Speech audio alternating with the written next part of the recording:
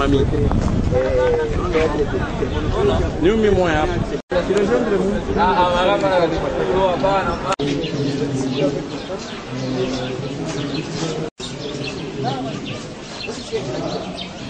Et le fléau de l'absence de l'esprit de l'autre. Des lois qui existent, l'organisation, n'en parlons pas. Un collègue, je ne sais pas si vous connaissez celui-ci, avait dit que dans ce pays, la République démocratique du Congo, on peut tout trouver sauf l'organisation. Donc, à partir de cette absence d'organisation, de l'idée de la gouvernance en tant que capacité de faire faire et d'interdire, c'est-à-dire la souveraineté matérielle, le Congo est un État souverain, il demeure souverain au sens du droit. Gouvernement, territoire, population. C'est indiscuté, il n'y a pas de débat là-dessus.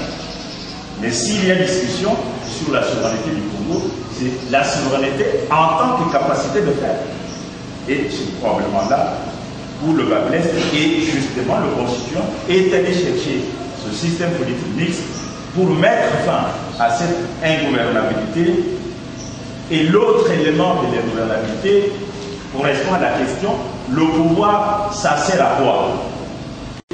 Le pouvoir et la conception politique congolaise s'est rabattue sur ce que j'ai appelé la maximisation de la conception du gouvernement. Le gouvernement en tant que mode de domination. Domination soit par la ruse ou la force, c'est Machiavel. La domination par l'argent ou la fortune, c'est Marx. Domination par l'usage du monopole de la violence légitime, c'est Weber naturellement. Soit les trois là.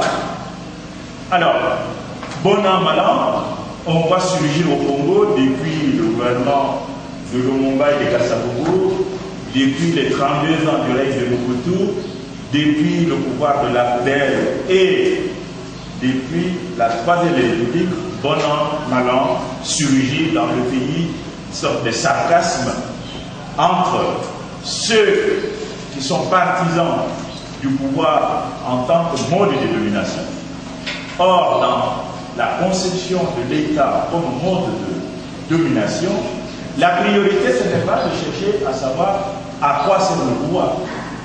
La priorité, c'est combien de temps faut-il rester au pouvoir. Pourquoi? Parce que rester au pouvoir est la finalité de tout pouvoir dont la mission est la domination. Pour être président de la République, il faut être président du MPR. Le MPR étant la nation congolaise politiquement organisée. Depuis, on a déjà mis ça. Et les cris d'orfèvre qu'on entend ici et ailleurs, faut-il réviser la Constitution? Non, il ne faut pas la réviser. Participe justement de cette absence de l'esprit de l'autre qui est l'un des fléaux du Congo depuis 1960. Ce n'est pas une dérivée, ce n'est pas la conséquence. C'est l'un des fléaux de ce pays, l'absence de l'esprit de l'autre et la désorganisation. Ce sont les conséquences de l'ingouvernabilité. Aucun pays au monde ne peut se gouverner s'il ne respecte pas ce propres lois. Un chef qui sort des mains du peuple. C'est ça le problème. Quand ça viendra à résoudre ce problème-là, je crois que les indépendances auront lieu. Mais tant qu'on continue à recevoir des dirigeants, vous vous souvenez quand Clinton, père, ou fils de quand il s'agit de Kabila, il a dit à son successeur, attendez d'abord que je vous débarrasse de cet homme-là. On a tué Kabila après la décision venue de l'extérieur. Alors on nous confie cette tâche-là, nous les nègres, nous pouvons nous tuer mutuellement pourvu que leurs désirs soient satisfaits. Donc moi je crois que nous serons indépendants quand nous serons capables nous-mêmes de choisir nos chefs. Or, les chefs imposés, nous ne savons pas les gouverner.